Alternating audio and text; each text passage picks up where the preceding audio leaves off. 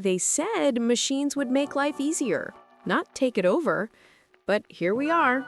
AI is learning faster, thinking smarter, and working cheaper than humans. The question is, by 2030, will robots replace us? AI isn't just in factories anymore.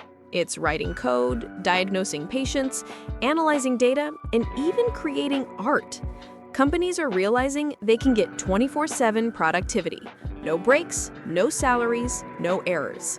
From customer service to journalism, automation is quietly taking over. Experts predict that by 2030, up to 800 million jobs could be lost worldwide due to automation. The most affected? Data entry, drivers, cashiers, and even creative fields like design and writing. But this isn't just about job loss, it's about identity. When machines do everything better, what's left for us? Some say we should fear AI, others say we should evolve with it. The truth?